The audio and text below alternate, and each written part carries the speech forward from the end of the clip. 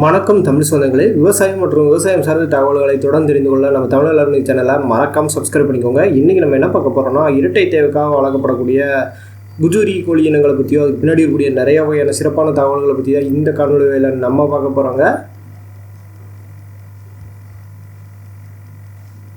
இந்த குஜூரி கோழி இனங்களோட படங்கள் இங்கே இருக்குது பாருங்கள். இந்த இனங்களுடைய பூர்வீகம்னு எடுத்துக்கிட்டிங்கன்னா ஒடிசா மாநிலம் தாங்க இந்த இனங்களோட பூர்வீகம். அங்கே இருக்கக்கூடிய மக்களோட வாழ்வாதாரத்தில் நம்ம ஒன்றி இருக்கக்கூடிய ஒரு முக்கியமான இனங்கள் தாங்க இந்த குஜூரி கோழி இனங்கள். நிறைய வகையான சிறப்பான விஷயங்கள் இந்த கோழி இனங்களில் இருக்குங்க.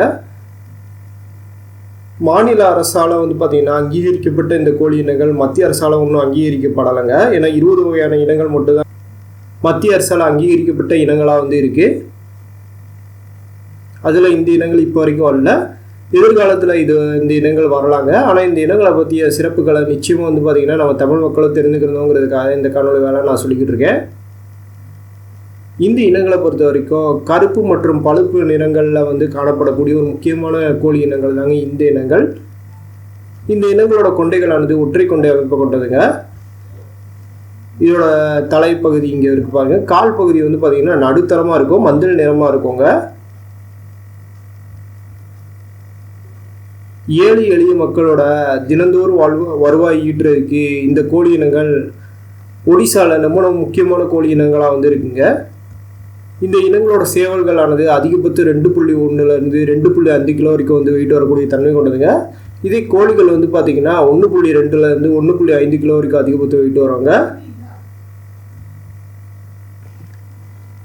ஒரு 165 நாள்லேருந்து 190 நாளுக்குள்ளே முட்டையிட ஆரம்பிக்குவாங்க. வருஷத்துக்கு 80 100 முட்டைகள் வரைக்கும் தரக்கூடிய தன்மை கொண்டதுங்க. முட்டைகளோட வெயிட் குறைந்தபட்சம் 28 கிராம்லேருந்து அதிகபட்சம் 48 கிராமோ, சராசரியாக 40 கிராமோ வெயிட் வரக்கூடிய தன்மை கொண்டதுங்க. முட்டைகள் எப்பயும் போல் நம்ம நாட்டுக்கோழி முட்டைகள் போல் பழுப்பு நிறமாக தாங்க இருக்கும். இங்கே படங்கள் இருப்பாங்க.